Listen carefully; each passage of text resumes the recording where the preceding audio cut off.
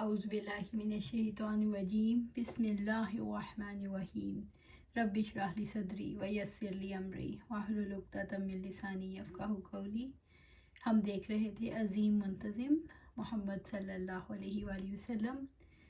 ہم دیکھ رہے تھے کہ کیسے آپ صلی اللہ علیہ وآلہ وسلم نے سب کو بھائی بھائی بنا دیا، مہاجر اور انصار کو۔ اسی لیے اللہ تعالیٰ نے قرآن مجید میں بھی فرمایا انما المؤمنون اخوۃ، سورۃ الحجرات آیا 10۔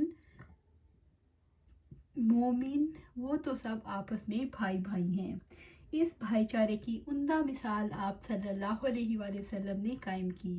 اور آپ مدینہ کی سوسائٹی کو دیکھیں، عبداللہ بن ابی بادشاہ بننے والا تھا، کیسا ماحول تھا، پوری سوسائٹی ایک نئے سیٹ اپ کے لیے تیار تھی۔ اور آپ صلی اللہ علیہ وآلہ وسلم نے مہاجرین اور انصار کو باطل کے خلاف سیسا پلائی ہوئی دیوار بنا دیا، آپس میں کوئی رہنے نہیں دیا۔ سارے فلاز آپ صلی اللہ علیہ وآلہ وسلم نے ختم کر دیے۔ ایک کام ہو گیا، یعنی مدینے کی شہری سوسائٹی کے لیے آپ صلی اللہ علیہ وآلہ وسلم نے پہلا کام کر دیا کہ مسلمانوں کو اللہ تعالیٰ کے فضل و کرم سے آپس میں جوڑ دیا۔ اور جب آپ صلی اللہ علیہ وآلہ وسلم کا یہ کام کر چکے تو اگلا مرحلہ تھا میثاق مدینہ۔ میثاق مدینہ تاریخ انسانی میں بے انتہا اہمیت کا حامل ہے۔ ہم دنیا کے نقشے پر اگر دیکھنا چاہیں کہ اس سے پہلے کون سی شہری تنظیم کا وجود ہمیں ملتا ہے، خاص طور پر عرب کے اندر جب ہم دیکھنا چاہیں تو عرب میں کوئی شہری تنظیم ہمیں نظر نہیں آتی۔ اور جب آپ صلی اللہ علیہ وآلہ وسلم تشریف لائے تو آپ صلی اللہ علیہ وآلہ وسلم نے اپنے مقامی باشندوں کے حقوق اور فرائض کا تعین کیا۔ یہ پہلی بات تھی۔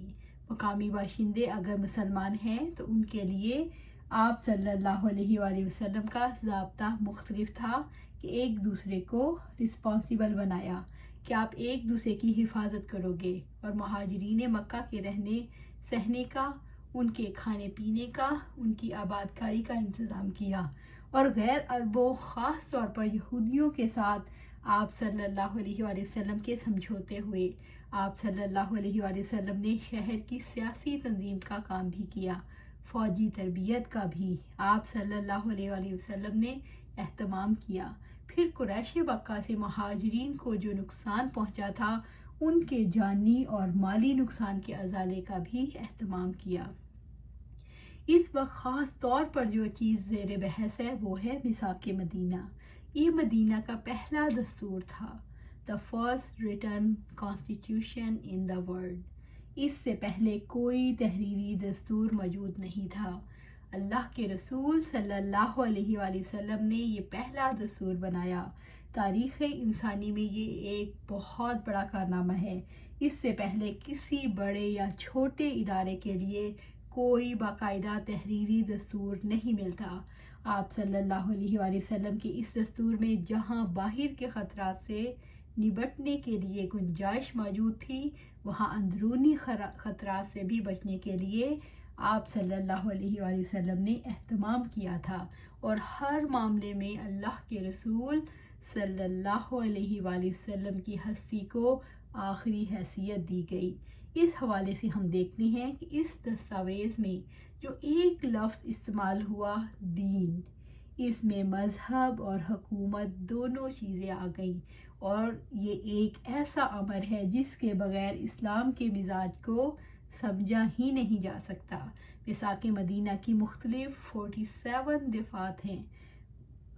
محمد حسین ہیکل کے الفاظ میں یہ تبصرہ سامنے رکھنا چاہتی ہوں۔ وہ کہتے ہیں کہ یہ تحریری معاہدہ ہے جس کی روح سے حضرت محمد صلی اللہ علیہ وآلہ وسلم نے آج سے 1300 سال پہلے ایک ایسا ضابطہ اور ایک ایسا معاشرہ انسانیت میں قائم کیا جس سے شرکائے معاہدہ میں ہر فرد اور ہر گروہ کو اپنے اپنے عقیدے کی آزادی کا حق حاصل ہو۔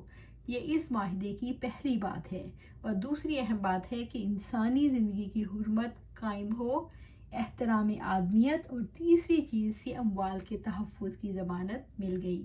اس طرح ارتکاب جرم پر گرفت یہ چوتھی بات ہے۔ اور اسی طرح مواخذے کا دباؤ اور معاہدین کی یہ بستی اس میں رہنے والوں کے لیے اس معاہدے کی وجہ سے امن کا گہوارہ بن گئی۔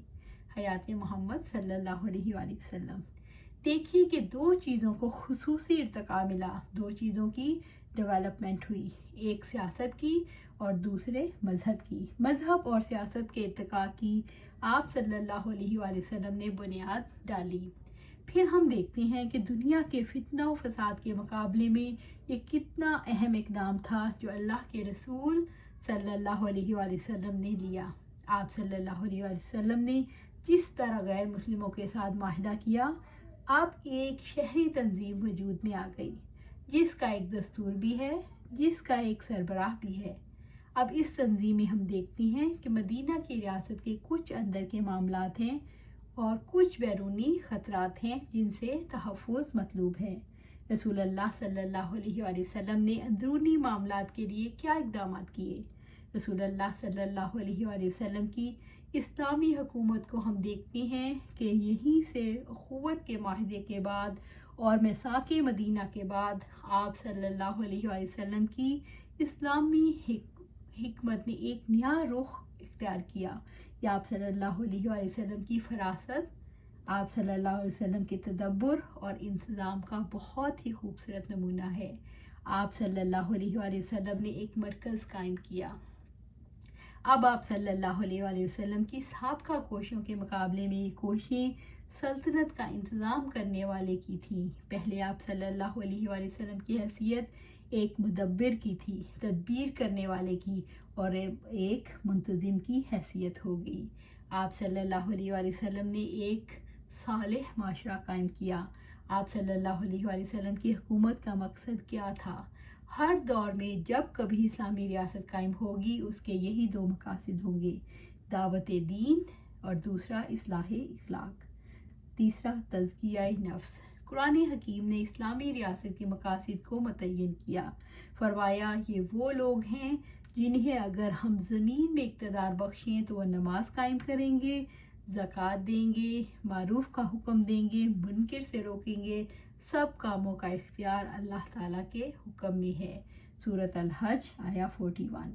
یہ آیت آپ صلی اللہ علیہ وسلم کی حکومت کے طریقہ کار کو متعین کرتی ہے کہ یہ حکومت کس میتھڈالوجی کے تحت کام کرے گی۔ آپ صلی اللہ علیہ وسلم کی حکومت کا مقصد اللہ تعالیٰ کی رضا کا حصول تھا اور دوسرا مقصد عوامی بہبود تھا۔ آپ صلی اللہ علیہ وآلہ وسلم کا مقصد یہ تھا کہ تمام انسانوں کو سکون میسر آئے۔ کس اعتبار سے؟ جان، مال اور عزت کا تحفظ ملے، اور آپ صلی اللہ علیہ وآلہ وسلم نے قبائلی عصبیت اور نسلی شعور کی جگہ پر دینی وحدت قائم کی۔ دین کے تحت سب کو اکٹھا کر دیا، ایک کر دیا۔ اللہ تعالیٰ سے دعا ہے کہ سیرت رسول صلی اللہ علیہ وآلہ وسلم کی اس روشنی سے خود بھی فائدہ اٹھانے کی توفیق عطا فرمائے اور ساری انسانیت تک بھی اس روشنی کا پہنچانے کا حق ادا کرنے کی توفیق عطا فرمائے۔ آمین یا رب العالمین۔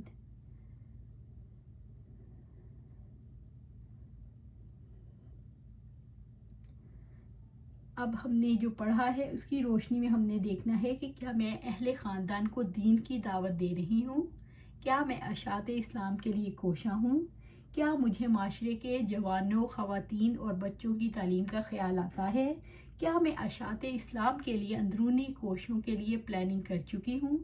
کیا میں اشاعت اسلامی کی بیرونی کوششوں کے لیے پلاننگ کرتی ہوں؟ کیا میں اپنے وقت کو مینیج کرتی ہوں؟ کیا میں اپنی زندگی کو منتظم رکھتی ہوں؟ اب اسی بات کو ہم نے دیکھنا ہے اور ہم نے اس کے ذریعے کام کرنا ہے، کیونکہ آپ صلی اللہ علیہ وسلم ایک عظیم منتظم بھی تھے۔ تو اللہ سبحانہ تعالیٰ سے دعا ہے کہ ہم سب اپنی زندگی کو پہلے خود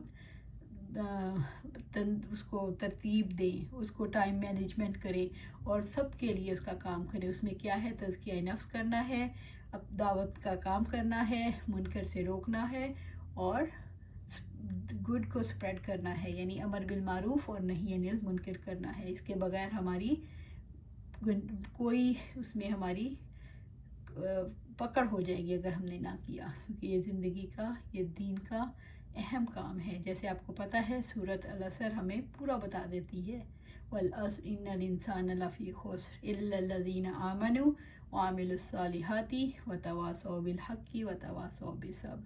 اور جب ہم امر بالمعروف اور نہی عن المنکر کریں گے تو ہم پر لوگ باتیں بنائیں گے، لوگ دوستیاں چھوڑیں گے، ہمیں برا بھلا کہیں گے، تو پھر ہم نے کیا کرنا ہے؟ صبر کرنا ہے، پھر بھی حق پہ جمے رہنا ہے. اللہ سبحانہ تعالیٰ سے دعا ہے کہ ہمیں اس کی توفیق عطا فرمائے اور اس میں استقامت عطا فرمائے. اور یہ کام اکیلے ہونے کا نہیں ہے، اس کے لیے ہمیں مل کر کام کرنا ہے، اور انشاءاللہ مل کر سیسا پلائی ہوئی ایسی کمیونٹی بننا ہے جس کے ذریعے پھر ہم دین کو قائم کریں اور رول ماڈل بن کے دکھائیں دنیا کو کہ دین یہ ہے. اور اسی کو آپ صلی اللہ علیہ وسلم لے کر آئے تھے. بس ہم نے کوشش کرنی ہے، رزلٹ اللہ کے ہاتھ میں ہے. اللہ سبحانہ تعالیٰ ہماری کوششوں کو کامیابی سے ہمکنار کرے. آمین یا رب العالمین.